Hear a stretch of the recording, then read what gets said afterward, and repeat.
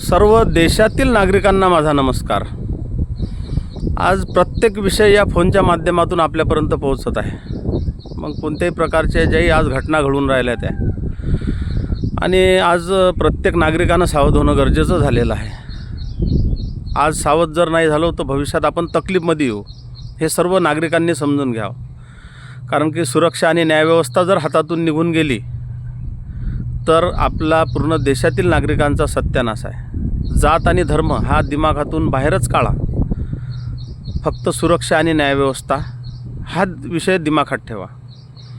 या अगोदर मी एक व्हिडिओ टाकला होता, मुंबईले मर्डर झाला तो पोलीस हजेरीत, आणि शेगावले नरबळीसाठी त्या पोराची हत्या झाली, आणि सर्किट हाऊसले डायरेक्ट आमदाराच्या गाडीवर जो हल्ला झाला तो। आणि आज तुम्ही पाहत आहे की 1-2-3 ठिकाणी जे अत्याचार झाले, म्हणजे खरोखर आज धाक नावाची चीज राहिली नाही। धाक म्हणजे न्यायव्यवस्था आणि सुरक्षा, याचा जर धाक असला तर हे प्रकार होतच नाहीत। आणि या दोन्ही व्यवस्थेत काम करणारे नागरिक म्हणजे आपलेच भाऊबंद आहेत, आपलेच नातेवाईक आहेत, आपलेच जातीचे आहेत, आपल्याच धर्माचे आहेत। हे करप्टेड न होता खरोखर न्यायव्यवस्था आणि सुरक्षा हे जागेवर ठेवली पाहिजे, हे काळाची गरज आहे आणि सर्व नागरिकांनी समजून घेण्याचं गरजेचं आहे। आज आपण पाहत आहे अरविंदजी केजरीवाल, मनीष सिसोदिया, संजय सिंग, चंद्रशेखर आझाद, आपले पुण्याचे संतोष पंडित, हे नागरिकांसाठी याची काय धडपड आहे। आणि आपल्या महाराष्ट्रात जे 3 मूर्त्या आपण आता बसवलेल्या आहेत, तिथं बसलेल्या आहेत, वजनदार माणसं आहेत, अजितदादा पवार, देवेंद्रजी फडणवीस, शिंदे साहेब, बाकीचे जे पहिले नावं घेतले त्याच्यापेक्षा खूप वजनदार लोक आहेत हे।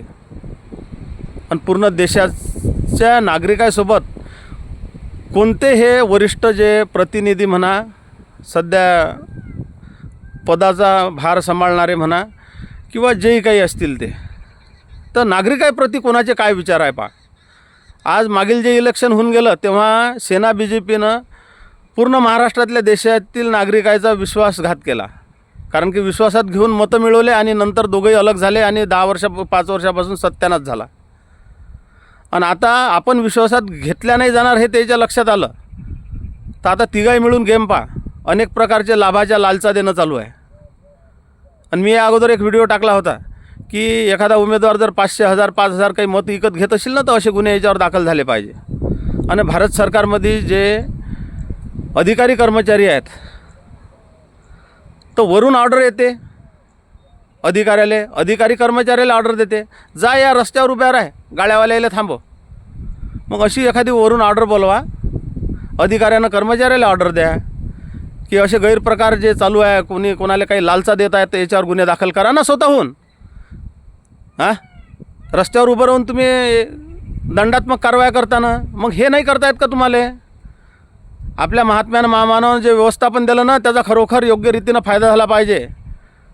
जात आणि धर्म सध्याच्या परिस्थितीत बाजूला ठेवणं हे गरजेचं आहे।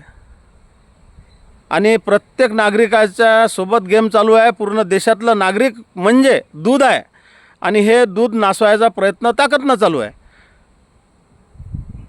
पण जसं गंजातलं दूध असते ते काही करू शकत नाही, त्या गंजात कोणी येऊन निंबू पिळू शकते, पण आपलं तसं नाही आहे। आपण स्वतःला दूध समजा आणि सजीव, आपल्याला कोणी नासवू नाही शकणार, आपली कोणी दिशाभूल नाही करू शकणार। ना जातीचा दिशाभूल करील, ना धर्माचा दिशाभूल करील, ना कोणता भारत सरकारमधलं शोषण करील, ना कोणत्या पक्षाचा आपला विश्वासघात करील, किंवा आपल्याला कोणत्या लालचीनं लालच देऊन विश्वासघात करील, असं कोणत्याच प्रकार नाही झाला पाहिजे। आपल्या भोळेपणाचा डबल फायदा कोणत्याच घेतला नाही गेला पाहिजे। आपण ज्या भोळ्या मनानं जर निवडून दिलं, मागच्या वेळेस तर पाहून राहिले की काय गेम केला यानं, आता त्याला माहीत आहे की हे भोळे नाही राहिले किंवा भोळेच आहेत, पण याच्या लक्षात आलं। मग आता दुसरा काय प्रयोग, तर आता लालच हा प्रयोग।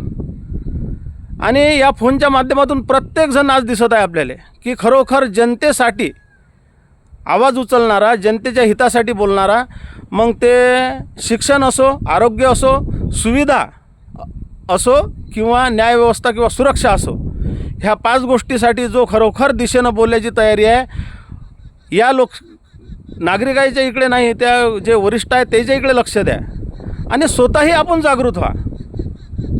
या अगोदर मी सांगितलं होतं, एक व्हिडिओ टाकला होता की स्वतःला शेतकरी समजा ना. एखाद्या पोलिसवाल्यानं रस्त्यावर थांबवलं तर का थांबवलं तुम्ही? गोडाऊनमध्ये सरकारी जे बियाणं जे खत दाबल्या जाते तर त्या गोडाऊनची तुम्हाला कंप्लेंट पाहिजे. मग इथं कोण कंप्लेंट केली तुम्हाला? मला आळवे होऊन राहिले तुम्ही. तर मी कोणता गुन्हेगार आहे माझ्या नावाची कंप्लेंट आली की हा गुन्हेगार या रस्त्यानं चालला, यायला थांबव? म्हणजे खरोखर मुद्द्यानं बोला. आपल्या महात्म्यानं महामानवानं एकदम आपल्याला सुरक्षित करेलं आहे, देशातील प्रत्येक नागरिकाला केलेलं आहे. आणि ते समजणं आणि लोकशाहीचा अधिकार प्राप्त करणं हे आज काळाची गरज झाली. आज जर आपण सावध झालो तर ठीक आहे, नाही तर भविष्यात प्रत्येक नागरिकाचा सत्यानाश आहे हे समजून घ्यावं, ही विनंती आहे. आणि सर्व देशातील नागरिकापर्यंत हा व्हिडिओ जाणं गरजेचं आहे. धन्यवाद.